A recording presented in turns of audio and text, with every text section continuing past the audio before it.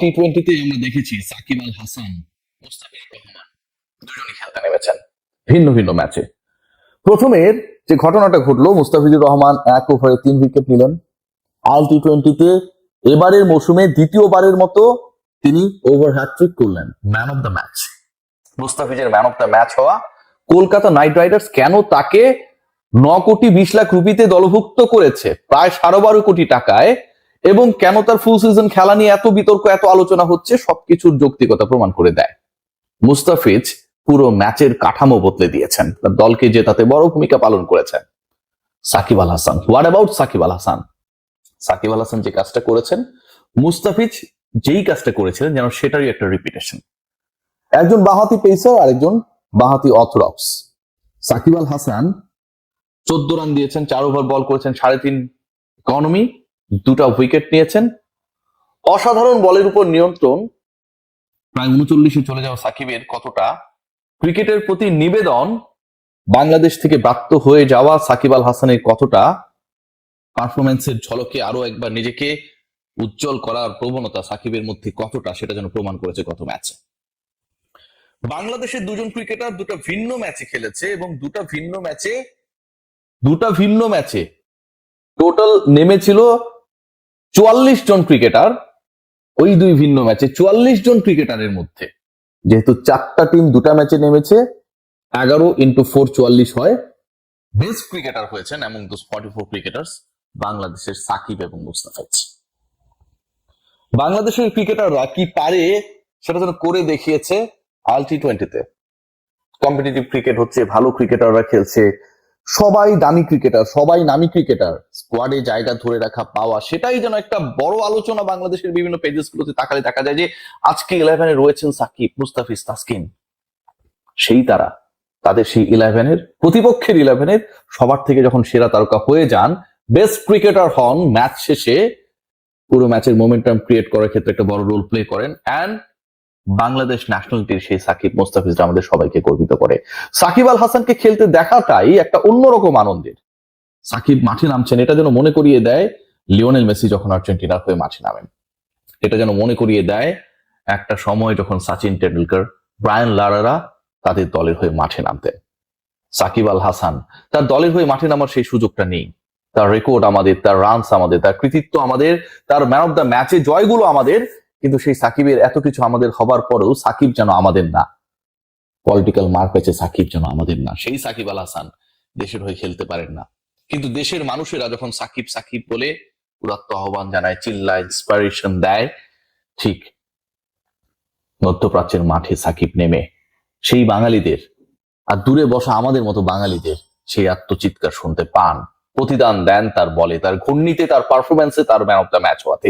Man of the ম্যাচে টি-20তে top 4-এর একজন সাকিব আল হাসান। কত ম্যাচেস খেলতে পারেন নাই, কত ম্যাচে ন্যাশনাল টিমের হয়ে সুযোগ থাকার পরেও, চেষ্টা থাকার পরেও, ইচ্ছা থাকার পরেও শুধুমাত্র রাজনৈতিক মেরুকরণের কারণে সাকিব আল হাসান বাংলাদেশের হয়ে অ্যাপিয়ার হতে পারেননি। তারপরও টপ 4। তার উপরে রয়েছেন ক্রিস গেইল, তার উপরে রয়েছেন কায়রন পোলার্ড, তার উপরে রয়েছেন গ্ল্যান ম্যাক্সওয়েল। তার উপরে যারা রয়েছেন, এই যে 3 জন ক্রিকেটারের নাম বললাম, পোলার্ড, ম্যাক্সওয়েল কিংবা ক্রিস গেইলের কথা, এই 3 জন ক্রিকেটার দুটো ভিন্ন দেশের, ওয়েস্ট ইন্ডিজ অ্যান্ড অস্ট্রেলিয়া। এরপরে নামটা যখন হয় সাকিব আল হাসান, 45টা ম্যাচে ম্যান অফ দ্য ম্যাচ টি-20তে, ঠিক তখন কেমন লাগে আপনার আমার? ঠিক তখন কি আমাদের চোখের সামনে সেই পলিটিক্যাল সাকিব আল হাসান চলে আসেন? সেই সাকিব আল হাসান চলে আসেন যিনি 6 মাস রাজনীতি করেছিলেন। সেই সাকিব আল হাসান চলে আসেন যিনি কথিত, কি বলবো আর, বিভিন্ন মারা কেসের আসামি, এরকম আমরা শুনেছি যে এরকম তালিকাভুক্ত আসামি করা হয়েছে। এই সাকিব আল হাসান ভিন্ন সাকিব আল হাসান, ক্রিকেটার সাকিব আল হাসান, যেই সাকিবকেই আসলে আমরা চিনি, যেই সাকিবকে আমরা চাই, যেই সাকিব আমাদের হয়ে ভিন্ন দলের হয়ে খেললেও যেন পারফর্ম করেন, সেটা পৃথিবীর যে প্রান্তিক হোক না কেন, সেই সাকিবকে খেলতে দেখাটা সত্যি আনন্দের। সেই সাকিব যখন করেন, বোল্ড করেন, সেই সাকিবের বলে যখন কোনো একজন ক্রিকেট স্ট্যাম্প হয়ে যান, সেই সাকিবের সেই উইকেটের উদযাপন যেন 18 কোটি মানুষ যারা খেলাটা দেখে, যারা খবর রাখে, যারা স্কোর আপডেটস দেখে, যারা আমার মতো কন্টেন্ট বানায়, সবাইকে উৎপেলিত করে। আর মুস্তাফিজ, সাকিব যেদিকে যায়, মুস্তাফিজ যেন তার সবচেয়ে বড় ফলোয়ার। খেয়াল করে দেখবেন যে একটা সময় সাকিব আল হাসান আইপিএল এর নিয়মিত মুখ, সাকিব আল হাসান আইপিএল এ বাংলাদেশিদের মধ্যে সবচেয়ে বেশি উইকেট টেকার, সেটাকে ক্রস করে গেলেন মুস্তাফিজুর রহমান। কলকাতা নাইট রাইডার্স মানে সাকিব আল হাসান, সেখানটাও গিয়ে রেকর্ড পারিশ্রমিকে মুস্তাফিজুর রহমান। IL T20-তে মুস্তাফিজ এবার একটু এগিয়ে, Mustafiz second highest wicket taker, এক ম্যাচ কম খেলে এক উইকেট কম নিয়ে সেকেন্ড হাইস্ট উইকেট টেকার টুর্নামেন্টে। আর সাকিব আল হাসান আবারও যেন প্রমাণ করে দিলেন যে ডেফিনেটলি ছোট ভাই এগিয়ে গেলেও বড় ভাই পিছিয়ে পড়েছে, সেটা একদম সত্যি না। সো গতকালকের রাত আমার কাছে মনে হয় যে that was a very special night. দিনটা স্পেশাল ছিল কারণ আমাদের সাথে আরো একজন ছিলেন, রিশাদ হোসেন। বিগ ব্যাশে খেলছেন, আইপিএল এ তাকে কেউ ডাকে না, বিপিএল এ থাকলে নিয়মিত একাদশে সুযোগ পান না, কিন্তু সেই রিশাদ, বিপিএল এ নিয়মিত একাদশে সুযোগ না পাওয়া রিশাদ অস্ট্রেলিয়ান কন্ডিশনে কম্পিটিটিভ ক্রিকেটে হোবার্ট হ্যারিকেনের হয়ে প্রত্যেকটা ম্যাচেই 11-এ থাকেন।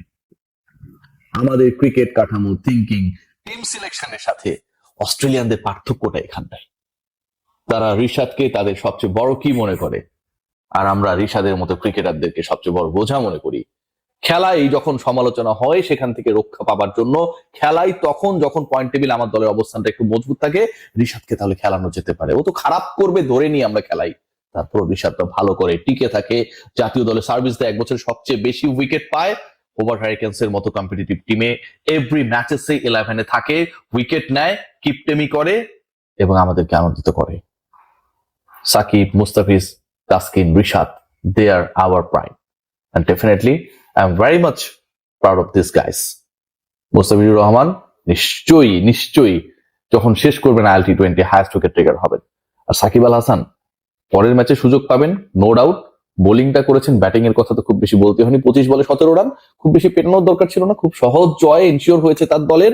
এবং সেই সহজ জয়টা ইনশিওর করার ক্ষেত্রে সাকিবের ওই কিপটেমি বোলিংটাই কাজে লেগেছে, তাই তিনি ব্যাটিং এর ক্ষেত্রেও কিছুটা কিপটে ছিলেন, নট আউট ছিলেন, শেষ করে এসেছেন।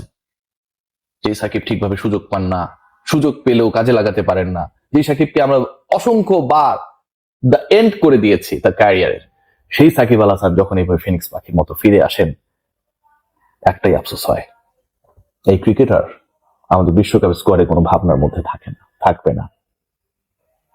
18 বছরের ক্রিকেট, 17 বছরের ক্রিকেটের থেকেও 7-8 মাসের রাজনীতি কে জানে এত পাওয়ারফুল কেন।